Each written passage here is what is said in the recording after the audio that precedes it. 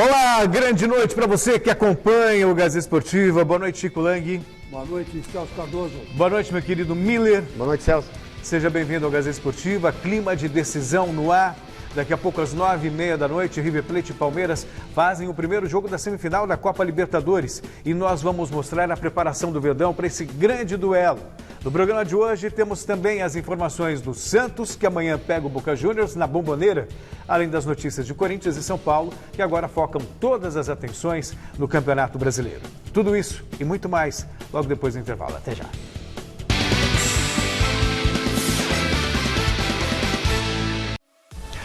E já no clima desse eletrizante duelo, quero saber de você que nos acompanha e da nossa dupla de comentaristas, qual será o resultado do jogo de hoje pela semifinal da Copa Libertadores? Vitória do River Plate, empate ou vitória do Palmeiras? Para votar, basta entrar no site gazetesportiva.com, aí você entra, acessa o site e deixa o seu voto. Você pode usar também nosso QR Code que aparece aqui ao lado, aqui ó. Esse mesmo. E não esqueça também que você pode enviar vídeos pelo WhatsApp até 10 segundos. Anota o número aí. 11, se você estiver fora da Grande São Paulo, né? DDD 11 99479 1633. 99479 1633. Chico, da River Plate, da Palmeiras, da empate, o que nós teremos hoje? Olha, Celso Cardoso, boa noite a todos. E vou dizer uma coisa para você. Hoje eu acordei com a cisma que o Palmeiras vai ganhar. Tá. Eu cismei que o Palmeiras vai ganhar hoje o jogo do River Plate. Por um motivo muito simples. O River está muito confiante. Em futebol, está aí o Miller, que foi jogador de futebol, um brilhante jogador de futebol, um dos melhores do mundo, né, que eu vi jogar, sabe que a confiança, ela é boa. Mas, por outro lado, também o excesso de confiança é ruim. E eu acho que o River hoje está assim, um pouco, assim, meio que nariz em pé, entendeu? Meio aqui que esperando um Palmeiras, aqui nós vamos ganhar deles, fazer uns 3-0, e lá a gente segura um 0-0, né? Aqui no Brasil a gente segura um 0-0. Eu acho que esse excesso de confiança vai prejudicar muito o River Plate, e acho que vai dar Palmeiras 1-0. Miller. Boa noite, Celso. Sem dúvida nenhuma, querido. É um grande clássico, né? O Palmeiras é um time muito bem armado, um time tecnicamente um dos melhores, né, da Sul-América. Só que pega o River, né, que é um time acostumado a grandes decisões. O mata-mata, o River tem feito prevalecer o fator casa, né? O River é o favorito, não o grande favorito, mas é o favorito no jogo de hoje. Acredito que o River ganha de 1-0. Palmeiras e River, portanto, roda a vinheta.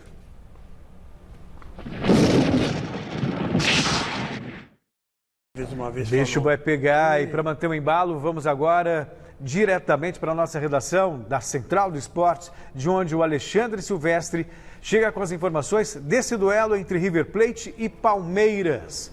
Muitas dúvidas na cabeça do técnico Abel Ferreira, meu querido Alexandre Silvestre. Boa noite para você. Boa noite, pessoal. Um abraço para todo mundo que está com a gente aqui no Gazeta Esportiva.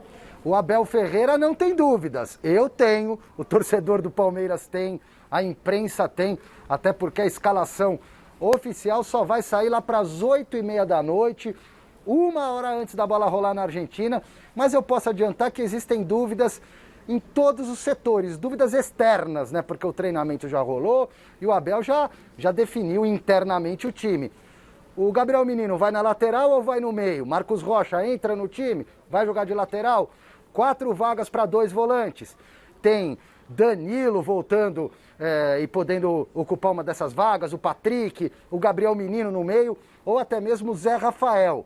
É importante a gente lembrar que no treinamento de ontem na Argentina, o Zé Rafael e o Gabriel Veron treinaram sem limitações, eles que estavam machucados e podem até começar jogando, aí vai depender da escolha do Abel. E sobre o treino de ontem, o Palmeiras iria treinar no CT do Boca, grande rival do River. É um hábito de times que enfrentam o River Plate. Vão lá para a casa do rival do River na véspera, treinam por lá, mas está rolando uma maldição do Boca Juniors, ou a favor do River Plate. Quem treina no CT do Boca toma a pau do River no dia seguinte. Imagens aí dos jogadores se trocando do lado de fora do CT do São Lourenço. Palmeiras, para evitar também essa questão mística, foi treinar no CT do time do Papa. E aí rolou uma falta de comunicação, os caras chegaram para treinar, o vestiário estava fechado, se trocaram do lado de fora, tudo bem, a bola rolou e o Palmeiras terá força máxima disponível, ninguém suspenso, ninguém com Covid, aí a gente tem que tirar desse processo quem está machucado de fato, por exemplo, o Felipe Melo, que ainda está se recuperando de um problema no tornozelo, já treinando com bola.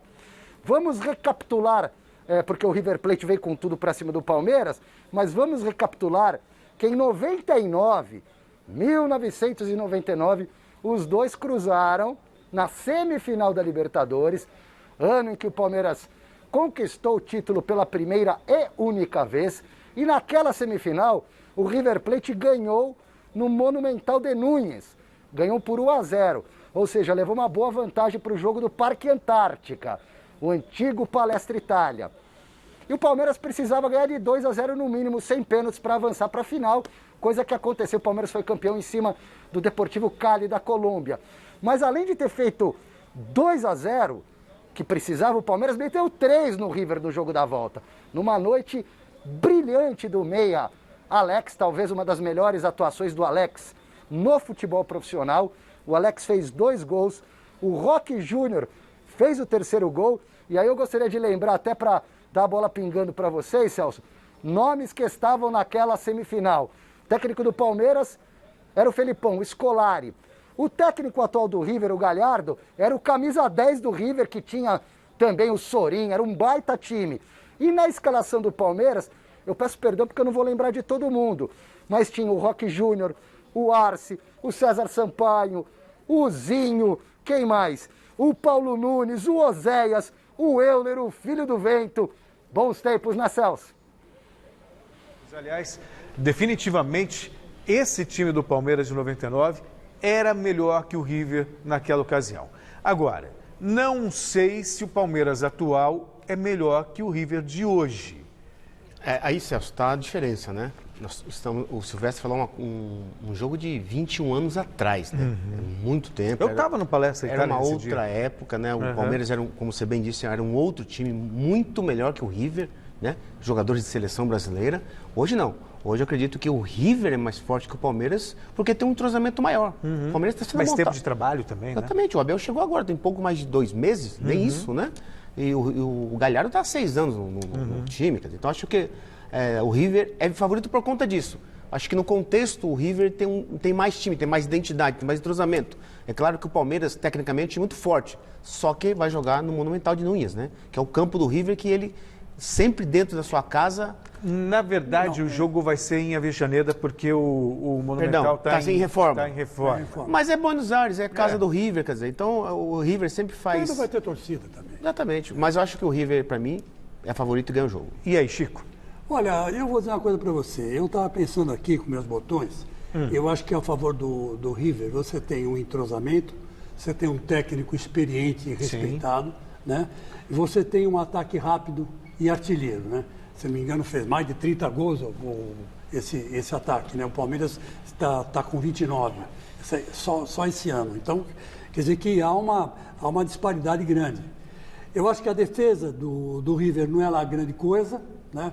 É um ponto que o Palmeiras pode explorar bem, ao contrário da defesa do Palmeiras, que é muito boa. A defesa do Palmeiras é excelente, né? Principalmente com essa dupla de área que está se acertando cada dia mais, né? Que é formada pelo o Luan e o Gustavo Gomes. Gustavo Gomes, a cada jogo, baita cresce muito, né? Sim. Ele machucou a cabeça, decisivo. Jogou com toquinha, né? E desce, faz gol de cabeça, chuta para gol. Quer dizer, ele é o dono do time hoje, né? Depois que saiu o Felipe Melo, praticamente vamos dizer assim, essa propriedade da equipe ficou para ele, né? Então todo mundo olha para ele antes de tomar uma decisão em campo. Quer dizer, é um cara importante.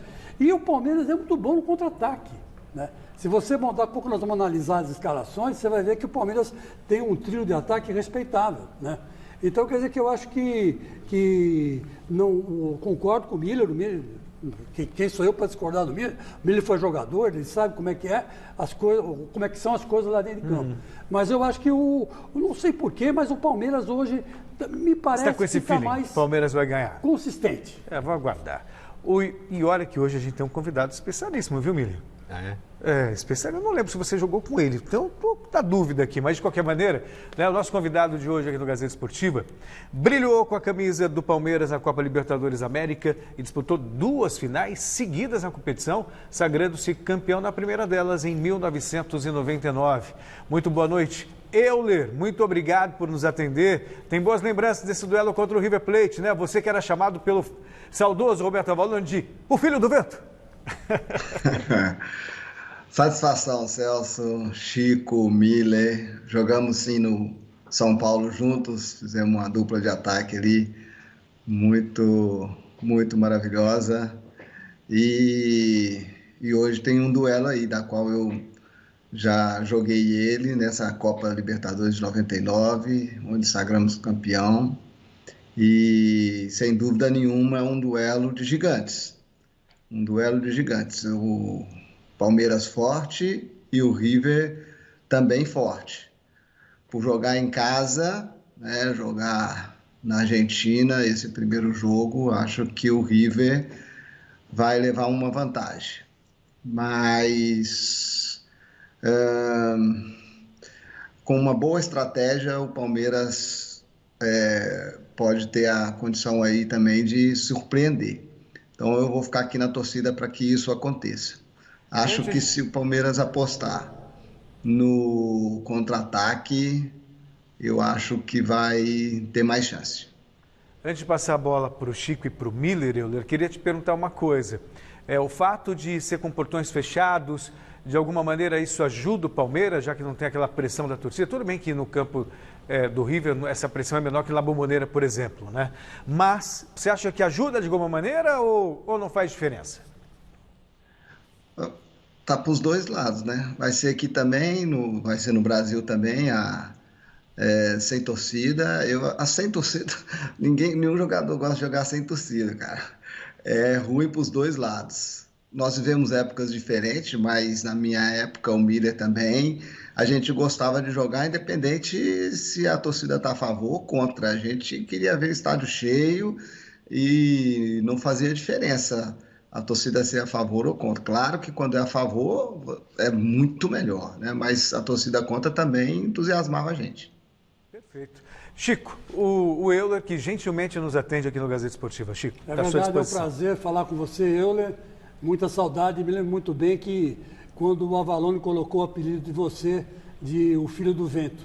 A gente estava vendo um jogo do Palmeiras, eu não me lembro qual que jogo que era, na década de 90, e de repente ele falou assim, Chicos, que ele me chamava de Chicos, né? Nostradamus Lang, né? Chicos, esse cara é o filho do vento, aquele jeito dele falar, né? E ficou esse apelido carinhoso, né? Pegou, né? E até hoje você mesmo se acha o filho do vento, né? E você era muito rápido, né? Muito rápido. Você quando formou o ataque com o Miller no São Paulo, pelo amor de Deus, né? Coitado da zaga adversária, né? Mas eu quero perguntar para você o seguinte, se você fosse o técnico do Palmeiras hoje, como é que você mandaria o Palmeiras entrar em campo? Saudade, Chico, saudade dessa época, desse tempo, né? Mas assim, eu apostaria no contra-ataque, justamente porque o Palmeiras para mim, tem uma defesa sólida, o ataque do River é um grande ataque, é um bom ataque, um ataque rápido, e você proporcionar ao River o contra-ataque jogando na Argentina, eu acho que vai favorecer mais o River. Então eu apostaria no contrário, de você aproveitar que vocês têm um ataque mais forte e a defesa do River um pouco mais vulnerável, talvez você possa, de alguma forma, não numa totalidade, você atraindo também totalmente o River no seu campo de defesa, mas no momento em que você tiver a oportunidade do contra-ataque, você poder fazer com efetividade. O Euler que fala com a gente diretamente da Espanha, né, Euler? Miller, seu ex-companheiro de São Paulo aí à disposição. Prazer falar com o meu amigo Euler, né? De novo, a gente fez dupla, como ele bem disse, no São Paulo 94, né? Ele tinha muita velocidade. Vocês eliminaram o Palmeiras, inclusive, 94, né? Dentro do Morumbi, quer dizer. Como ele era muito rápido, eu sabia que colocar a bola em profundidade para ele, ele chegava primeiro, bem antes do zagueiro, né? E o Euler teve uma fase muito boa no São Paulo naquela oportunidade. Depois ele passou pelo Vasco, pelo Palmeiras, quer dizer, ele teve uma carreira muito equilibrada e de muito sucesso, né? Muito prazer falar com você, Euler. Eu estou muito feliz de ver que você está bem, graças a Deus, né? E você não acha que quem ganhar o meio-campo hoje ganha a partida? Porque são equipes distintas, né? O Palmeiras tem 2 atacantes rápidos lá na frente, mas o River tem um meio-campo muito consistente, né? Tanto na marcação quanto na dinâmica de jogo, né? Você não acha que quem ganhar o meio-campo ganha a partida, meu amigo? Grande Mira, saudade de você, cara. Que bom falar com você novamente. Mas isso aí é tudo, né, Mira? No futebol, o meio-campo é a alma do time. E sem dúvida nenhuma, esse é um setor em que, para mim, o River Plate leva vantagem sobre o Palmeiras. Mas a gente fica aqui na expectativa de uma estratégia da qual você possa tentar eliminar esse meio-campo para que você possa, de alguma forma, conseguir neutralizá-lo e aí, assim, jogar em função disso, entendeu? Jogar em função disso. Se você eliminar o meio-campo do River, a tendência é que o Palmeiras possa trazer um resultado bom de lá que dê para reverter em casa. Então, Euler, só para a gente finalizar, né, 2 perguntinhas muito rapidamente. Eu sei que a sua torcida é pelo Palmeiras, mas tem uma enquete aqui perguntando se vai dar Palmeiras, River ou empate. Eu não vou te livrar dessa, meu amigo, eu vou ter que te perguntar. O que você acha que vai dar hoje? Olha, eu acredito no Palmeiras. Vai ser difícil, mas eu fico apostando no Palmeiras 1-0. E para a gente terminar, o que você faz na Espanha hoje? Como é que está a sua vida aí, muito rapidamente? O que você está fazendo? Hoje eu estou aqui fazendo os cursos de treinador da UEFA, já fiz o B, o UEFA B, o UEFA A, agora no mês de maio, junho, começo o UEFA Pro e estou como técnico do Safor Clube de Futebol, é um clube que disputa a 4ª divisão aqui da Espanha e na Comunidade Valenciana. Então, estou como treinador e já é a 2ª temporada. A primeira nós conseguimos ser campeão, ter o acesso. E agora, vamos lá, em meio a essa pandemia, está muito complicado, mas vamos lá para que a gente possa tentar subir novamente o Safor. Pô, que bacana, Euler. Boa sorte aí na sua carreira como treinador, nos seus cursos. Obrigado por nos atender gentilmente aí diretamente da Espanha. Agora tá tarde aí, né, rapaz? Agora, que horas são agora? Umas 10 da noite? Aqui agora são 10h20, isso. 10? Uhum. Pois... São 4 horas a mais. Ô, Celso, pode fazer uma perguntinha para ele a mais? Vai, manda bala. Olha, eu não posso me furtar, que você é tão experiente quanto o Miller, né? E eu gostaria de saber o seguinte, hoje o técnico no banco vai fazer diferença? Você acha, por exemplo, que o Galhardo, hoje, por ser o Galhardo, por ter conquistado com o River, o que ele conquistou, esses 5 anos, né? Brilhantes. 6 anos. 6 anos, né? E conquistou 2 Libertadores da América, né? É um cara cheio de títulos nacionais, vários. Chegou a uma final de Copa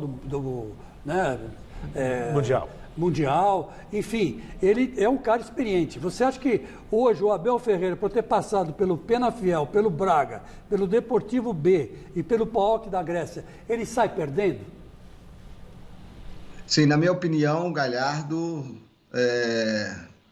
ele tem mais essa experiência da competição, entendeu? Do clube. Ele tem uma larga vantagem em cima do Abel. E assim como ele fez a diferença naquela época dentro de campo em 99, ele também pode fazer essa diferença hoje fora de campo. Com toda certeza, um jogo sem público, os treinadores, eles podem influenciar de forma direta dentro de campo para os jogadores. Até porque fica muito mais fácil de ouvir, né? Euler, um feliz ano novo para você. Mais uma vez, muito obrigado pela sua participação e seja sempre bem-vindo. Volte sempre, tá bom? A casa é sua. Obrigado, Celso, Chico, Miriam, um grande abraço a todos vocês. Um grande abraço e boa sorte na carreira como treinador. Legal falar com ele, né? Depois de tanto tempo, né? Poxa vida. Celso, uma outra coisa que eu estava pensando aqui é o seguinte, numa decisão de vaga para a final da Libertadores, principalmente, Chico, o posicionamento ele é muito importante. Tudo é importante num jogo, né? Eu estou destacando o posicionamento, por quê? Porque o time do River, eles não voltam todo para o seu campo de defesa. Os dois atacantes ficam abertos. Você pode ver. Lá no... Eles ficam lá para explorar o contra-ataque. Então, o Soares e o Borré. Isso. Quando eles jogaram contra o São Paulo, eu reparei isso.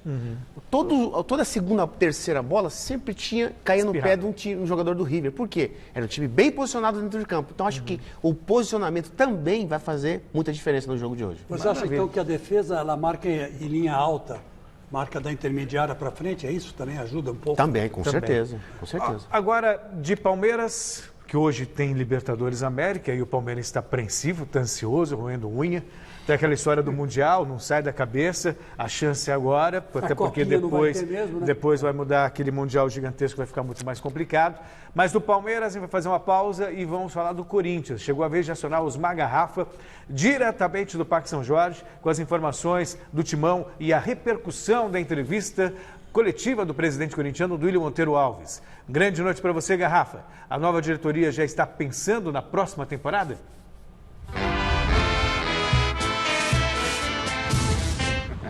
Boa noite, Celso. É isso aí. A próxima temporada que vai começar, ainda não terminou a temporada passada. É uma confusão total, mas a diretoria, obviamente, já pensa nessa possibilidade sim. Um abraço a você, ao Miller, ao Chico, a galera ligada no nosso Gazeta Esportiva. O Corinthians, diferentemente do Palmeiras, que está aí todo ansioso, né? O torcedor palmeirense todo ansioso para o jogão dessa noite. O corintiano está mais satisfeito com o desempenho da equipe que no Campeonato Brasileiro. O Chico até comentava, né? O Corinthians está respirando, já sonhando com uma vaga, se não na Libertadores, direto na pré-Libertadores. Né? Para quem estava ameaçado pelo rebaixamento, já é um grande negócio. E o Corinthians, que jogaria com o Palmeiras neste meio de semana, em função da Copa Libertadores, a partida foi adiada. E o Corinthians só joga agora pelo Campeonato Brasileiro na quarta-feira da outra semana contra o Fluminense na Arena Itaquera. Então, o presidente Duílio Monteiro Alves está já trabalhando a todo vapor. Ontem, entrevista coletiva, selecionamos alguns trechos. Hoje também, a apresentação da diretoria de futebol.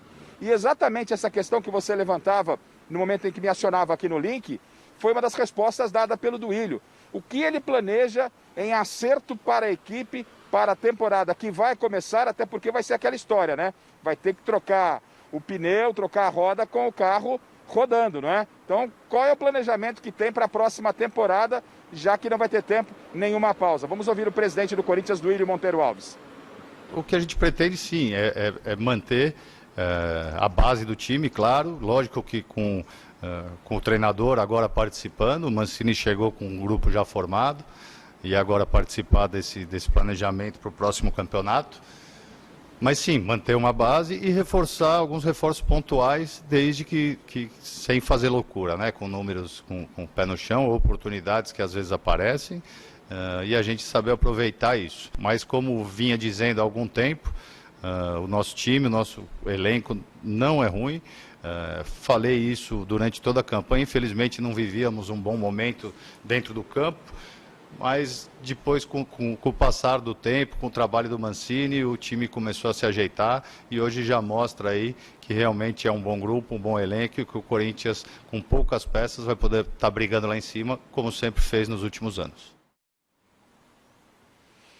Tá certo. Aí, portanto, o presidente do Corinthians, o Duílio Monteiro Alves, e daqui a pouco, Celso, né, o Duílio falando do planejamento, daqui a pouco a gente já traz a palavra do Alessandro, gerente de futebol, e também do Roberto Andrade, que é o novo homem forte do futebol corintiano. Daqui a pouquinho, as apresentações dessas duas figuras que são bem conhecidas pelo Corinthians, Celso. Muito bem, Garrafa, muito obrigado. Então, aguardamos você com mais informações do Corinthians. O Duílio falou do elenco, eu concordo com ele. O Corinthians precisa de algumas peças.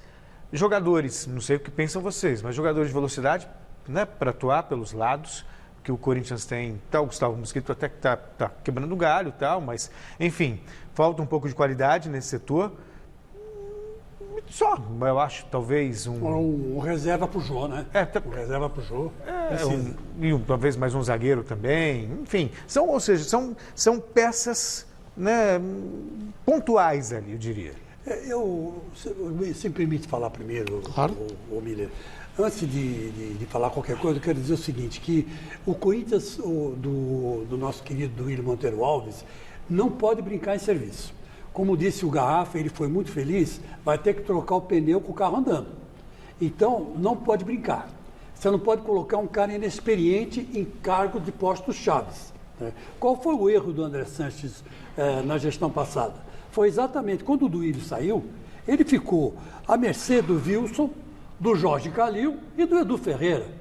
Quer dizer, olha a diferença, né, de capacidade de administração de futebol, né, que esses três tinham, que não vale um Roberto Andrade.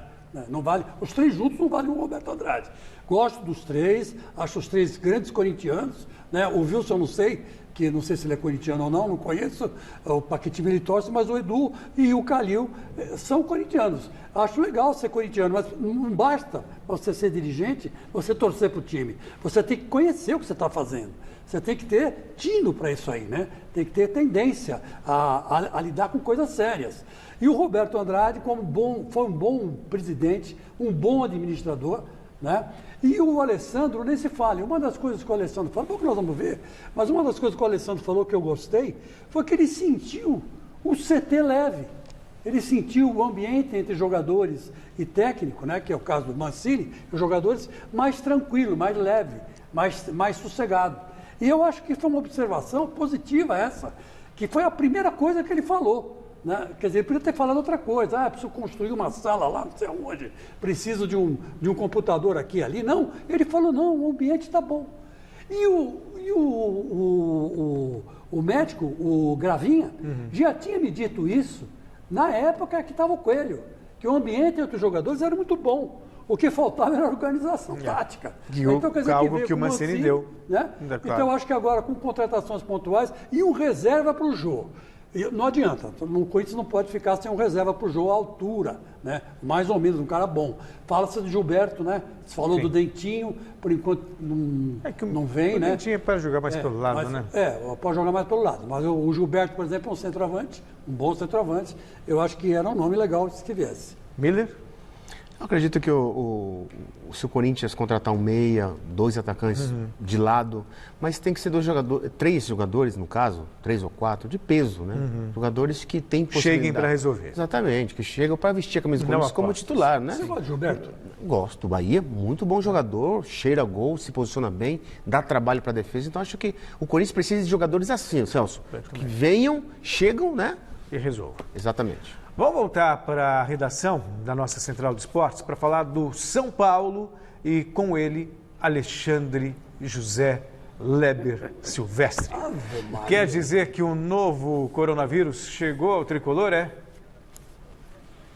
Ô Celso, nome completo, hein, cara? Ó, que fique bem claro, engana-se quem acredita que o Toró seja o primeiro caso de coronavírus no São Paulo. Eu apurei hoje que cerca de um terço do elenco do São Paulo, aproximadamente 12 jogadores, já foram infectados. A diferença, por exemplo, para o Palmeiras, é que o São Paulo não divulga a lista de jogadores contaminados. O Palmeiras parou de divulgar, mas você há de se lembrar que as listas eram praticamente semanais de jogadores infectados. Então o São Paulo, sem criar alarde, respeitando o protocolo rigoroso também lá no CT da Barra Funda. Não é que o São Paulo está enganando o sistema e colocando o jogador infectado, não. O São Paulo tira o jogador, ele não é escalado e muitas vezes passa despercebido. Eu vou citar alguns nomes que pegaram Covid, dessa pessoa que me contou hoje. Por exemplo, além do Toró, que é o único infectado neste momento e não vai jogar amanhã contra o Bragantino pelo Campeonato Brasileiro, existem casos como, por exemplo, o Tietê, esse aí vazou já num passado recente, Arboleda, Luan, o Paulinho Boia, que é reserva pouco aproveitado, Brenner e Luciano. Mas, repito, o elenco em princípio está limpo, exceto pelo Toró, que não poderá ser o substituto do Luciano, que está com problema de cisto na perna, uma inflamação, treinou em separado hoje e não vai enfrentar amanhã o Bragantino em Bragança Paulista. Assim como o Pablo, que está com contratura muscular. O Luan, suspenso, está de fora e o Reinaldo volta de suspensão e reforça a lateral esquerda. Acredito eu que entrem na vaga do Luan o Tietê e na vaga do Luciano o Vitor Bueno, Celso. Imagino que seja esse mesmo o caminho da escalação do Fernando Diniz. Havia um temor muito grande da Covid chegar no São Paulo por causa do elenco mais limitado. Mas, Celso, você já percebeu uma coisa? O São Paulo está há 3 meses praticamente jogando com a mesma equipe. Sim. Quase não mudou a sua equipe. Sim. Praticamente não mudou. Então, os jogadores que pegaram Covid... Não fizeram falta. Não fizeram diferença, porque a maioria dos titulares estão jogando constantemente. E isso, claro, para o treinador é muito bom e para a equipe também. Sim, sem então, dúvida. Acho que dos times grandes aí, o São Paulo é um time privilegiado, porque o Santos, Goiás, Palmeiras, Corinthians pegaram 10, 15 jogadores pegaram Covid. O São Paulo não teve esse problema. O São Paulo, praticamente, os principais jogadores estão jogando constantemente sem Covid. Sem dúvida alguma. Fala, Chico. Eu acho sim que é legal o Silvestre ter dado essa informação, porque circulou a teoria da conspiração que o São Paulo recebeu vacinas, né, por baixo do pano. Né? Isso eu já ouvi também. Vacinas do Butantan por baixo do pano, né? E teria aplicado em seus jogadores. E por isso que não estava dando surto de Covid, porque todo clube tinha, né? Menos o São Paulo. O Santos, por exemplo, pelo amor de Deus, né? O Santos pegaram, quase 30 jogadores pegaram Covid. Quer dizer, uma coisa assim, fantástica. Você pode ver, Chico, os jogadores do São Paulo que pegam Covid são tudo assim, infectados pontualmente, né? O Toró... Tietê teve, né? Tietê, quer dizer, é um a cada 2 meses. É verdade. E eu vou dizer uma coisa para você observou bem. Mas o São Paulo volta às suas origens, né? De resolver os seus problemas dentro de 4 paredes, né? É isso aí. Para de ficar levando para o público problemas internos. Se bem que nesse caso abertamente. Se bem que nesse caso é um caso de saúde pública. Diferente. É diferente. Eu acho que deveria realmente divulgar, como todos os clubes divulgaram. Mas é uma sinalização de que eu acho que os dirigentes do São Paulo voltaram para a casinha. Temos recados pelo WhatsApp. Roda aí. Boa noite, amigos da Gazeta, Celso, Mille, Chico.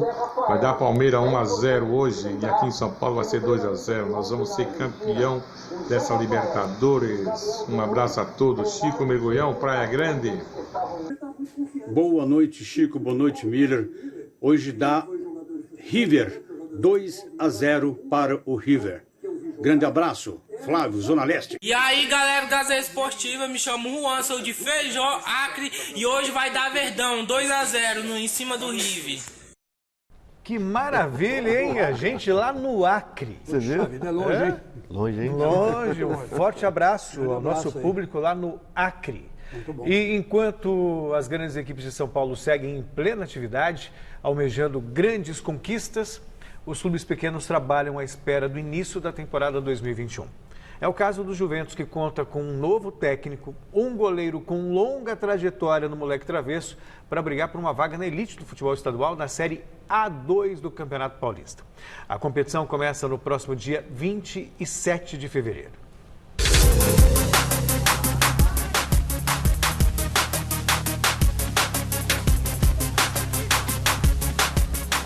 Moleque Travesso, assim como o apelido carinhoso do clube, o Juventus tem alguns. As carinhas jovens não deixam dúvidas. Esse aí não é o treino do elenco profissional da equipe. Mas foi justamente essa garotada, que joga na categoria Sub-20 do Juve, a responsável por formar grande parte do elenco juventino nos últimos meses de 2020. O que se faz em outros clubes, tipo o Santos, pegando a garotada da base, nós tentamos fazer esse tipo de trabalho. O resultado não foi bom, mas assim, para projeto, para um processo, Eu acho que foi muito bom. O resultado a que se refere o Conrado é o desempenho do Juventus na Copa Paulista, um torneio organizado pela Federação de Futebol de São Paulo para movimentar as equipes que não têm calendário no segundo semestre da temporada. Dos 6 jogos que fez na competição, o Juventus perdeu 4 e empatou outros 2. Os números fizeram com que a diretoria mudasse o comando técnico do time para 2021. O experiente Sérgio Soares entrou na vaga do novato Marcel Barbosa. Todos os jogos foram parelho, né? Todos os jogos nós tivemos um grande primeiro tempo, né? E pecamos assim pela experiência em alguns momentos. Muitas barreiras, algumas bem piores do que a gente poderia imaginar, como a pandemia do novo coronavírus, impediram que o Juventus tivesse um ano mais proveitoso. Mesmo assim, o 2020 ruim e de caos serviu para que um atleta aqui do clube ficasse bastante em evidência. No último dia 18 de novembro, o goleiro André Dias completou 150 jogos pelo Juventus. E se engana quem acha que ele parou por aí, hein? Desde 2013 no clube, o André já tem agora 152 partidas pelo Juve, o que faz dele o atleta que mais vestiu a camisa da equipe no século XXI. Qualquer marca é sempre muito legal, né? Principalmente quando a gente se fala de clubes de menor expressão, que tem um calendário mais enxuto. Então, assim, completar 150 jogos num clube de menor expressão, acho que é um número bem relevante. Ele criou uma identificação com o Juventus, né? A torcida abraçou ele, né? Ele tem essa identificação com o Juventus. É uma coisa assim, meio inexplicável, né? Eu vejo ele assim no vestiário, ele é muito profissional, um ser humano de alta qualidade, menino sério. Além de sério, esse menino experiente e pra lá de vivido serve de inspiração para outros meninos mais jovens, mas não tão travessos assim em algumas situações. Eles te chamam de tiozinho aí, André? Como é que é? Não, eu costumo falar que eu pego alguns para adoção, né? Alguns viram meus filhos, principalmente os goleiros que estão sempre por perto, os mais jovens. Tem algumas situações que a gente passou que a gente quer que eles não passem, então a gente procura sempre tentar ajudar.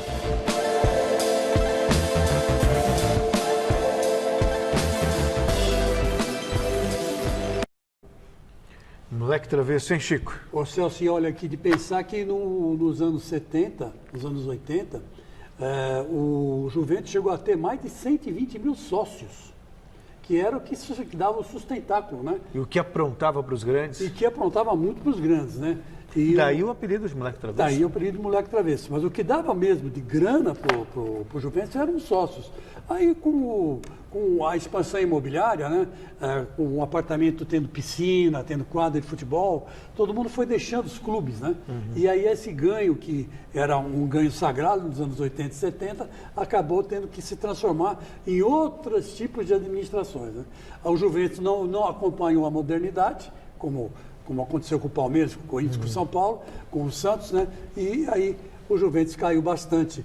Mas eu tenho esperança que volte um dia para a Série A, né? Porque o Juventus, eu vi já jogos Juventus e Corinthians, cara do céu. Uma vez eu vi o Corinthians perder do Juventus de 2-0, mandando 6 bolas na trave no Pacaembu. Um negócio impressionante, cara. Eu quase entro dentro de campo, sabe? E mato o goleiro do Juventus, que não sei se era o André Dias, talvez até fosse. O negócio de estar com 152 jogos, eu nunca me esqueço desse jogo, Celso. O Pacaembu lotado, o Edu jogava no Corinthians ainda, foi de 76, 77. O Corinthians mandou 6 bolas atrás, perdeu 2-0 do Juventus. 2 chutes no gol, 2 gols do Juventus. Faz parte. O assunto, mais uma vez, é a Copa Libertadores. O Santos entra em campo amanhã no mítico La Bombonera para enfrentar o Boca Juniors pelo jogo de ida da semifinal da competição. E o Lucas Mussetti traz as informações desse duelo.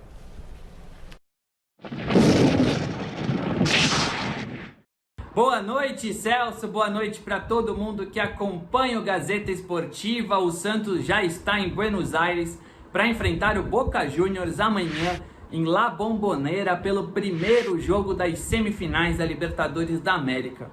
O elenco do Peixe chegou no final da noite da segunda-feira na Argentina e treinou agora há pouco no CT do San Lorenzo, na última atividade de Cuca antes dessa decisão. E a dupla de defesa titular está confirmada. A diretoria conseguiu negociar a venda de Veríssimo para o Benfica com a condição dele ficar até o fim de janeiro. E o empréstimo de Luan Pérez com o Bruges da Bélgica foi prorrogado. Quer dizer que na visão de Cuca, o Santos tem 50% de chances iguais, de eliminar o Boca e enfrentar o River Plate ou o Palmeiras na final da Libertadores.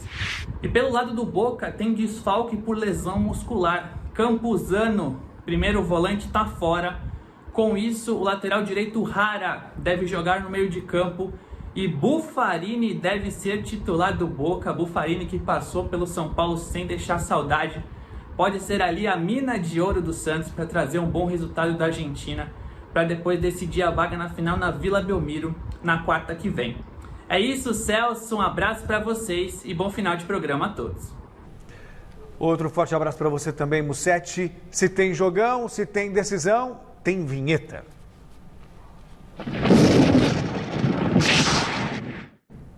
Só para esquentar, está chegando a hora, torcida palmeirense. Logo mais, River Plate e Palmeiras medem forças em Afechaneda, como diz o argentino. E eu quero saber do Alexandre Silvestre, qual será a escalação que o técnico Abel Ferreira vai colocar em campo, hein, meu querido amigo? Vou dar algumas alternativas aqui, Celcinho Cardoso. Lembrando que o River Plate, o River vem de 13 jogos de invencibilidade, empatou a última partida no Superclássico em La Bombonera, da qual falamos agora há pouco, por 2-2. River Plate, então, vem forte. E o Palmeiras, provável para esta noite, com Everton no gol, Marcos Rocha ou Gabriel Menino. Daí para frente é tiro e queda, Luan, Gustavo Gomes e Matias Vinha. Meio de campo, para 2 volantes, para 2 vagas de volantes, 4 opções. Danilo, Patrick de Paula, Gabriel Menino ou Zé Rafael recuperado de um problema no pé. O Rafael Veiga jogando do meio para frente, armando o time. Rony numa ponta, na outra ponta, Veron, que está à disposição, pode começar jogando. Se não for o Veron, vai o Gustavo Scarpa. E de centroavante, Luiz Adriano. Esse, eu não vou dizer 11 provável do Palmeiras, porque eu citei aí uns 13, 14 nomes, Celso. Certo. E agradam vocês esses... Ou melhor, agrada vocês esse time? A escalação é muito boa, né? Com certeza. Eu acho que ele vai entrar com o Gabriel Menino, junto com o garoto lá no meio campo, e ou o Zé Rafael ou o Rafael Veiga, né? Que está numa fase muito boa. E os 3 atacantes, eu acho que ele vai permanecer com eles lá na frente. Ele não vai jogar tirar um atacante para colocar outro meia. Acho que o Abel não tem essa característica, né? Acho que ele vai jogar com Veron, o Rony e o Luiz Adriano, que para mim é um dos melhores ataques do Brasil. Sem dúvida alguma. Eu já acho que ele vai fazer uma coisa diferente. Ele vai começar no 5-4-1, bem precavido. Reforçar o meio-campo. Reforçar o meio-campo, né? Aos poucos soltar o time, se puder, né? Se der chance para soltar, ele vai soltar. Ele vai com 3 zagueiros, é isso? Eu acho que ele vai... Não, ele joga com 5 em linha. Sim. 5 em linha, 4 no meio campo, protegendo a saída de bola ali, e enfia um lá na frente, que pode ser o Rony ou o Luiz Adriano, mas eu acho que é o Rony pela lateral, né, porque ele é muito veloz, né, lembra um pouco na velocidade o Miller, né, o cara joga a bola na frente e ninguém pega, é difícil, é que nem você fazia. Então quer dizer que eu acho que ele vai começar assim. Aí depois, conforme for a coisa, ele solta para o 4-4-2. Entendeu? Aí sim ele enfia o Luiz Adriano, né? e o Rony para cruzar as bolas, né? Para receber os cruzamentos dos laterais. Agora também acho que o Miller está certo, deve jogar o Gabriel Menino na lateral direita, né? Porque ele já é o preferido do Tite na seleção. E não é à toa que o Tite gosta dele, é porque ele joga muito bem ali. Porque se ele colocar o Gabriel Menino no meio, ele tem que abrir mão ou do Rafael Veiga ou do Zé Rafael. São 2 jogadores titulares na cabeça dele. E experientes. Exatamente, e estão bem, quer dizer. Então acho que para ele não sacrificar um dos 2, ele deixa o Gabriel Menino na lateral direita e fica com o Zé Rafael e o Rafael Veiga no meio. Agora, independentemente de quem entra em campo, uma coisa é certa. O Palmeiras tem a melhor campanha da Libertadores da América, não se discute, mas é o primeiro adversário realmente de peso tem que qualidade, o Palmeiras pega na competição. Tem qualidade. Né? Celso, sempre digo uma coisa, que toda defesa ela tem que ser confrontada para mostrar suas fraquezas. Até agora, a defesa do Palmeiras na Libertadores não foi confrontada assim, com qualidade. Vai ser a primeira vez contra o River. Porque na primeira fase o Palmeiras teve o Tigres da segunda divisão da Argentina, o Guarani do Paraguai, razoável, e o Bolívar.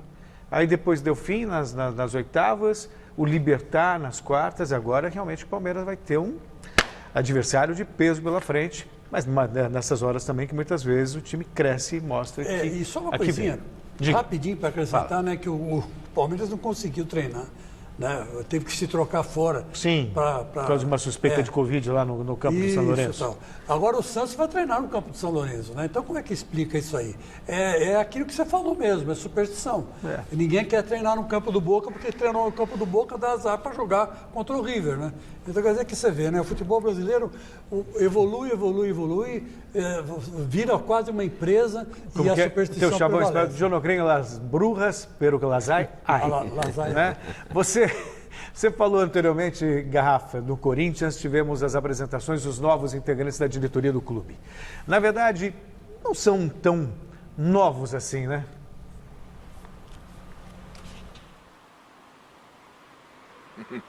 Verdade, Celso. O Duílio, ele deu uma enxugada no departamento de futebol. Promete enxugar todos os departamentos do clube. A saúde financeira do Corinthians não é legal.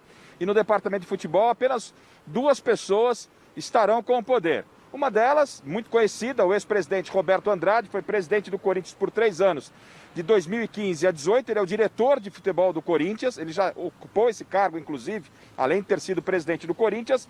E o outro é o Alessandro, né, que por 4 anos acumulou a função de gerente do departamento de futebol. Foi campeão da Libertadores, campeão mundial pelo Corinthians e fez um belíssimo trabalho na gerência. Então o Duílio trouxe apenas esses 2 integrantes, sem aqueles adjuntos, aqueles cargos entregues, não é? E o Roberto Andrade foi perguntado hoje em entrevista coletiva, porque tem sido uma escrita. Sempre o diretor de futebol, nos últimos 13 anos, ele, como diretor de futebol, tinha uma nova eleição, o diretor saía como candidato a presidente. E perguntaram para o Roberto, apesar do Duílio estar chegando agora, será que tem possibilidade do Roberto ser o próximo candidato dessa chapa do Corinthians à presidência do clube? Roberto não gostou muito da pergunta, não. Eu não acho nada fora de cogitação, eu só acho fora de hora. O Duílio acabou de assumir, eu acho, desculpa, mas eu acho até falta de respeito. A gente está tratando aqui de uma coisa que vai acontecer daqui a 3 anos. Não sei nem se estou vivo daqui a 3 anos. E você mesmo disse na sua pergunta aí, você vai ser alçado. Para ser alçado, alguém tem que me alçar. Então não é para mim que você tem que perguntar, é perguntar para quem talvez vá me fazer essa alça para subir. Mas eu não estou pensando nisso de forma alguma. Eu vim a convite do Duílio para ajudar o Corinthians, para ajudar o Duílio, para trabalhar no futebol, onde eu já trabalhei, onde eu me sinto em casa, me sinto feliz. Percebeu, né? Roberto não gostou nada da pergunta, mas não descartou a possibilidade. Ele já foi presidente do Corinthians e agora falou, não é o momento, falaremos disso lá na frente. E sobre o Alessandro, como o Duílio ontem falou e hoje também na coletiva falaram, que o Corinthians não vai cometer loucura, grandes contratações, uma ou outra pontual, a base tem uma importância muito grande. E o Alessandro fala como vai ser o trabalho dele com o profissional, integração com o Sub-23 que está mantido, né, muitas críticas, e também as categorias de base. Acompanhe. Eu que sou um ex-atleta, passei por todas as categorias de base e sei exatamente a importância de cada uma delas. Da menor até a última, que hoje para nós Corinthians é a Sub-23. O nosso futebol, na verdade, ele é um só. Nós não vamos discriminar aqui as categorias, né? A gente sempre deseja, trabalha e prioriza que aquele atleta que começar lá na categoria primeira, seja Sub-11, 12, 9, e percorrer todo esse trajeto, que ele um dia esteja com a gente aqui no profissional. Essa é uma palavra muito importante, integração. Integração, ela naturalmente tem que existir. E hoje a gente se sente muito feliz em olhar aqui do lado do nosso CT e já ver, né, o centro de treinamento das categorias de base dando início aos trabalhos, numa parte estrutural muito avançada, que naturalmente vai trazer uma integração mais rápida e fácil ainda. Objetivo, Celso, fazer um futebol bom para o Corinthians, mas sem cometer loucura. Essa é a receita da nova diretoria de futebol do clube. Celso. Talvez seja a maneira mais decente, mais sensata, né, Garrafa, de fazer com que o time reencontre os caminhos das vitórias. Obrigado, Garrafa. Até porque, a gente já viu, né? Se você não tem grandes craques, você precisa de tempo. E aí, com o tempo, há entrosamento. Acho que o grande exemplo disso é o São Paulo hoje, né, Milha, né, Chico? É verdade. E esse negócio do cara ser diretor de futebol e depois sair candidato a presidente, isso começou com o Vicente Matheus. O Vicente Matheus um dia chegou no Parque São Jorge, o diretor de futebol dele, o vice de futebol, era o Alberto do Alibe. E ele falou assim, aquele jeito dele de falar, né? Que gozada, todo mundo que é diretor de futebol quer ser presidente, então eu vou extinguir o cargo, ele falava, né? Que extinguiu o cargo. E não extinguiu, e o Alberto do Alibe foi presidente durante 14 anos. Depois botou o Andrés para ser diretor, virou presidente, do Willian era presidente. Exatamente. Os únicos que não chegaram a presidente foi o Tuminha, né?